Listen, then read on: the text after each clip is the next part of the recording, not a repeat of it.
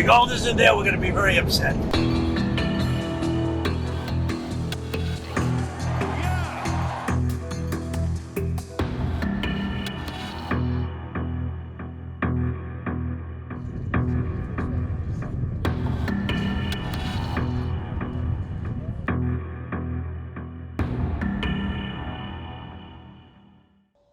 Our next story is wrapped in mystery, a $425 billion mystery.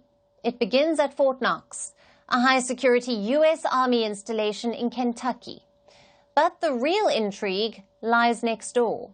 The United States Bullion Depository. It is one of the most secure vaults on the planet. Inside it is over half of America's gold reserves, a staggering 147 million troy ounces of gold. Now, a troy ounce is a unit of measurement for gold. It is a little heavier than a standard ounce. So Fort Knox holds around 147 million troy ounces. That's 59% of the U.S. Treasury's total reserves, all locked away, unseen for decades. But the new Trump administration has a question. Is all that gold still there? Going to Fort Knox to make sure the gold is there.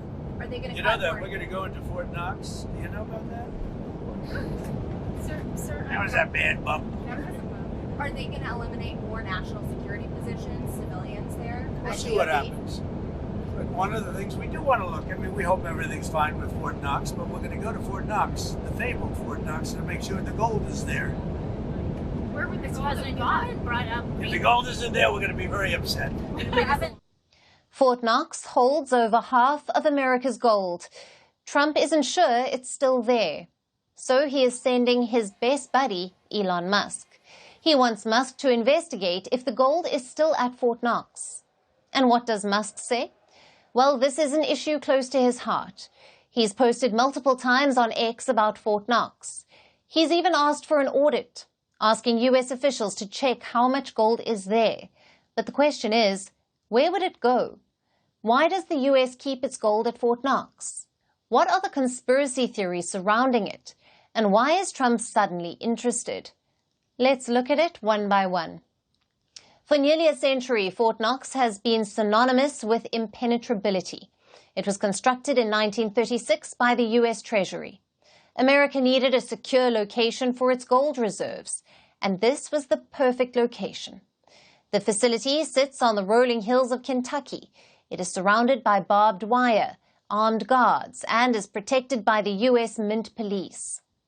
The idea of hoarding gold wasn't just about security. It was about faith. In the early 20th century, gold was the bedrock of American financial credibility. During the Great Depression, Franklin D. Roosevelt outlawed private ownership of gold. He put all gold reserves in federal hands. Fort Knox became the heart of this operation, a gleaming repository of national wealth. Over the years, Fort Knox's secrecy has given rise to many conspiracy theories. Some say the vaults are empty. Some say the gold was siphoned away, that it was used to prop a failing economy or to fund shadowy government projects. Some even suggest the gold bars were removed and replaced with gold-painted tungsten bars. So there have been all sorts of theories, which brings us to inspections. In reality, Fort Knox is rarely audited. The last major comprehensive audit was in 1953. That is over 70 years ago. In 1974, a group of congressmen and journalists were invited to Fort Knox. It was to witness the gleaming stacks of gold bars. The event was meant to silence skeptics, but it did not work. The conspiracy theories still persisted. The last tour of Fort Knox was in 2017. That's during the last Trump administration. So why does Fort Knox remain such a mystery? There's another reason: transparency, or lack thereof. Global gold reserves undergo regular audits, but Fort Knox remains shrouded in secrecy. Some say it is standard security measures.